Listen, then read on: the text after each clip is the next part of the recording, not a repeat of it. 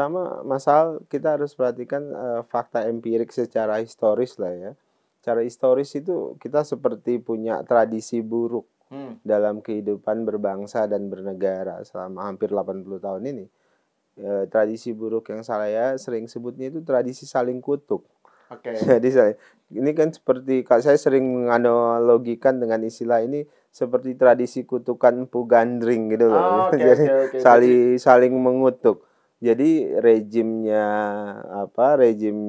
Pak Bung Karno kemudian digantikan oleh rejimnya Pak Harto. Pak Harto mengutuk rejimnya Bung Karno, bahkan berusaha menegasikan semua warisan baik yang sudah dimulai oleh Bung Karno, atau seringkali secara teori disebut dengan cancel culture.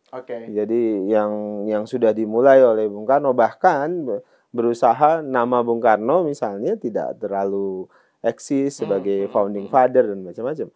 Kemudian berganti rejim dari Pak Harto kemudian ke Pak Habibie, rezim reformasi masuk rejim pun begitu sampai dengan hari ini misalnya ada tradisi yang tidak baik, yaitu tradisi menegasikan. Kemudian tidak ada tradisi seolah-olah nanti teori yang mengatakan bahwasannya sejarah adalah catatan tentang pemenang itu seperti dibenarkan gitu. Kemudian yang dianggap kalah dalam tanda kutip itu kemudian dijadikan pecundang dalam sejarah. Nah, ini yang sebenarnya jadi tradisi buruk bagi pembangunan dan masa depan Indonesia.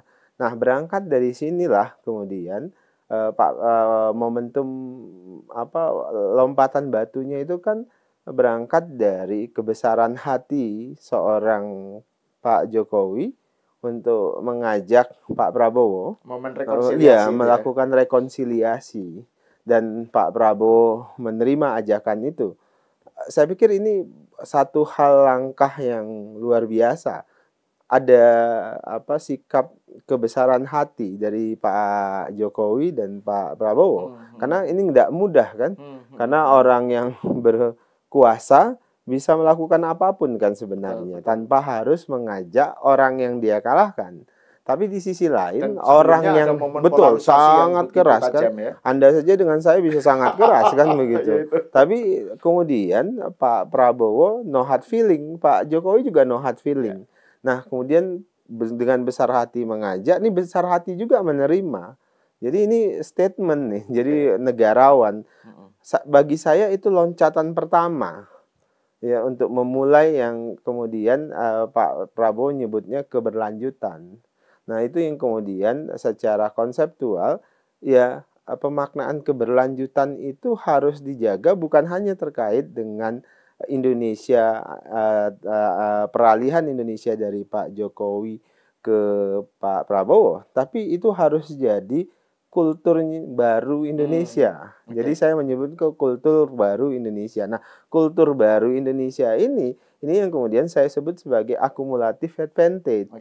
Mengakumulasikan kemajuan-kemajuan yang sudah ada sepanjang sejarah kita berdiri. Nilai yang eksis di zaman Bung Karno, kemajuan yang sudah dimulai oleh Bung Karno pasti banyak. Tapi banyak kekurangannya pasti. Makanya itu lupakan yang kurang-kurang itu. Semua orang punya, kalau kita fokus kekurangannya semuanya pasti habis waktu kita terkait itu. Pun demikian dengan pemimpin-pemimpin sebelumnya.